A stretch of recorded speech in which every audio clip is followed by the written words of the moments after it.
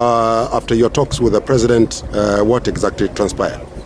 Yeah, first of all, I'm very happy to be here in Tanzania and to have the honor to meet the president.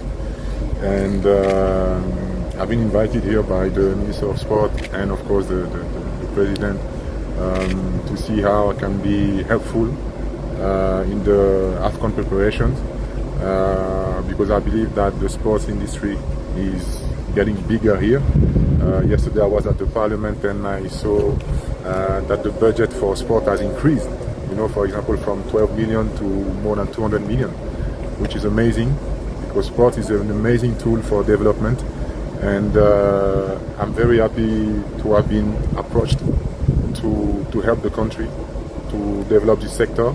And you can count on me to do my best because I know it will help the youth, it will help the communities, and that's why I'm glad to be here.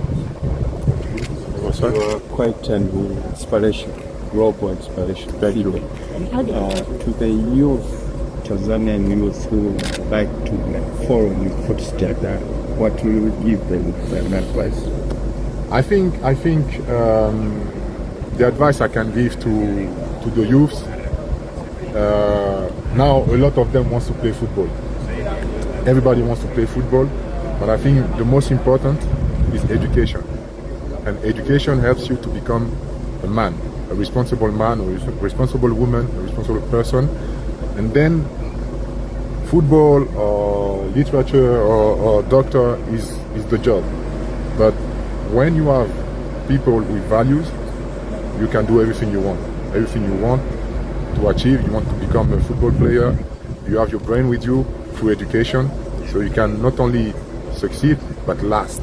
That's the most important thing. So you have to believe in you, the same way I believed in me, that I could do it. But what helped me achieve what I achieved is education and learning.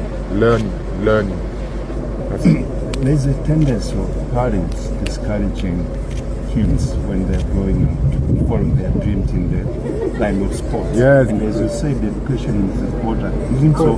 How was your experience like? Did you get the support from the family? What will be your advice to the parents? Yes, I speak about it openly because my dad never wanted me to play football. But I'm talking about a time where football was not seen as a professional job like it is now. So I understood him, I understood his fears for his son, but at the same time I was so determined to make it as a football player that I had to work well at school. So because my education was, the safe zone. If, for example, I got injured and I couldn't have the career as a football player, I could still become someone through education. So parents, now the time has changed, so yes, you have to support your kids in their dreams, but at the same time you need to be there to show them the right way and tell them not to follow the wrong one. So it's a challenge that every parent have. I have it as well with my kids, but it's a great journey to live together, and when success is there, it's everybody's success. So, and my dad didn't want me to play, but I proved him wrong. It was not a battle against him. It was a battle within me, proving that I can do it. And today my dad is the proudest dad ever. Can I ask a question?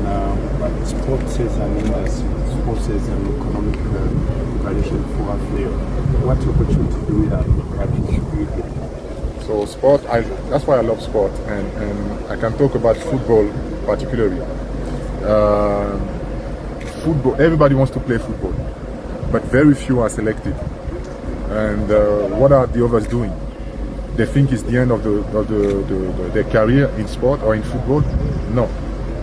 The sports industry, you can become a coach, you can be a sport director, you can be garden, the pitch, for you to perform. There's many jobs, and I think sports industry has shown that a lot of jobs have been created, and so it's a lot of opportunities for the youth to look at, and I really encourage them to believe in education through sport.